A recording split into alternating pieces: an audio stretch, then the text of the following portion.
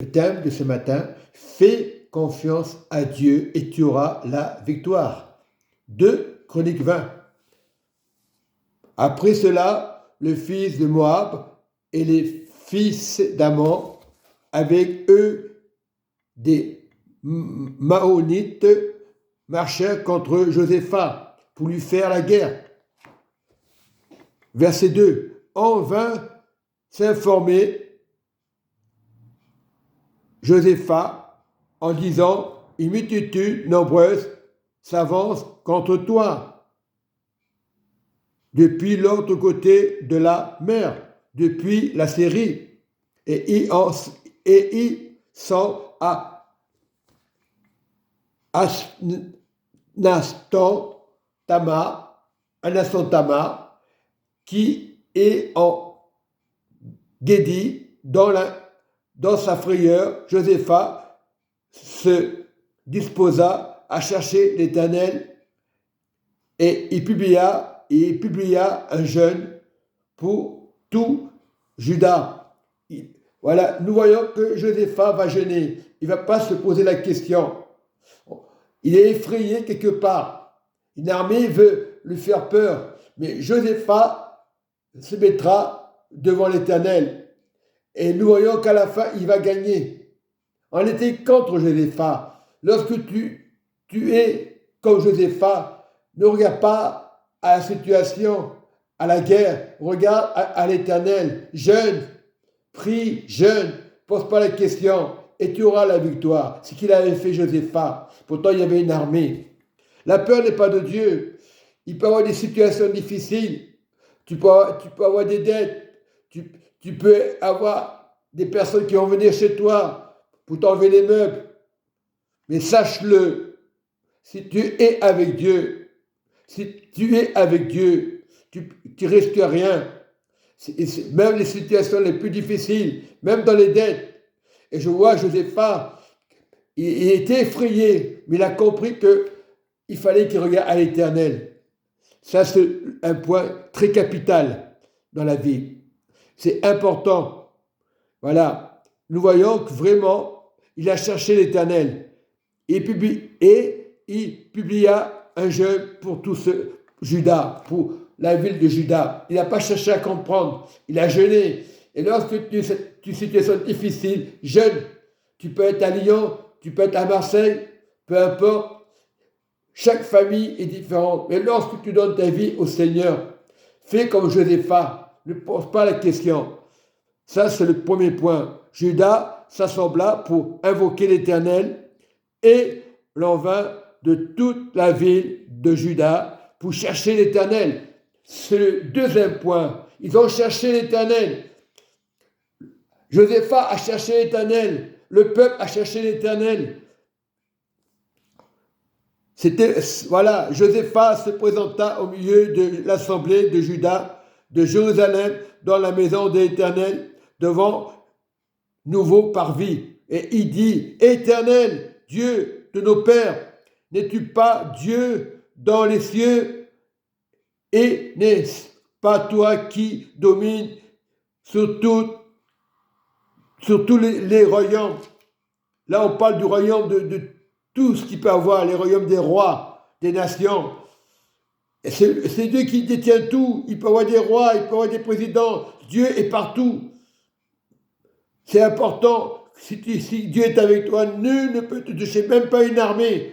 N'est-ce pas toi qui as en main la force, la puissance et qui nul ne peut résister? N'est-ce pas toi, notre Dieu, qui a chassé les habitants du pays devant le peuple d'Israël? Aujourd'hui, il peut chasser à Lyon les persécuteurs, ceux qui te condamnent.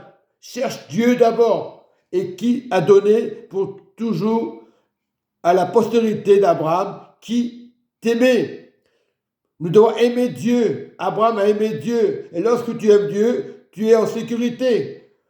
Ils l'ont habité et ils t'y ont bâti un sanctuaire pour ton nom, en disant, si nous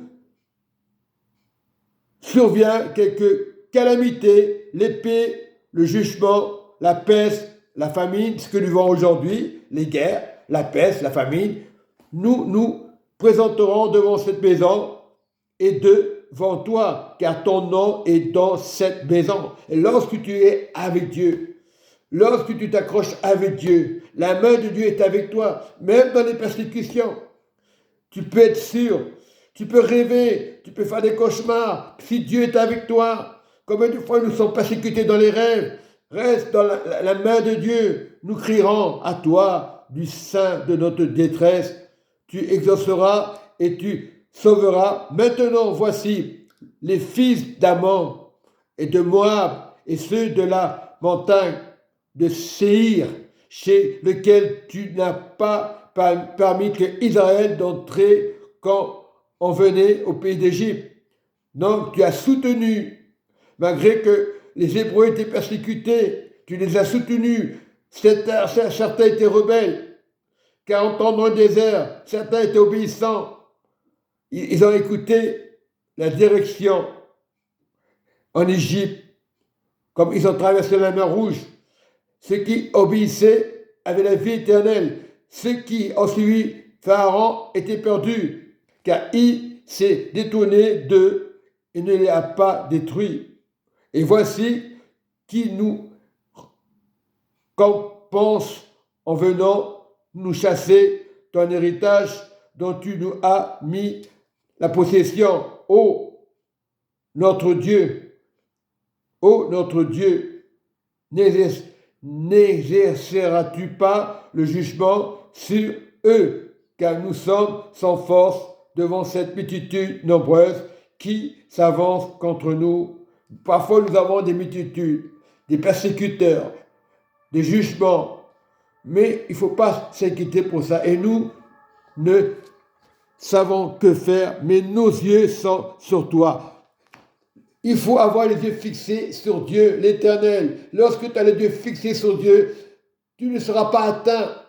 Dieu va te défendre. Même les persécuteurs vont essayer.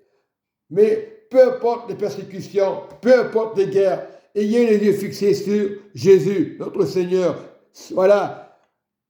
Mais nos yeux sont fixés sur toi. C'est le travail de Dieu.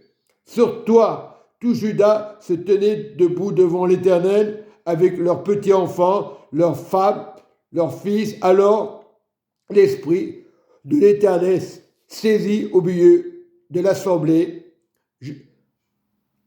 Jacassiel, fils de Zacharie, fils de Benaja, fils de Jéhaël, fils de Matania, lévite, d'entre les fils d'Assa,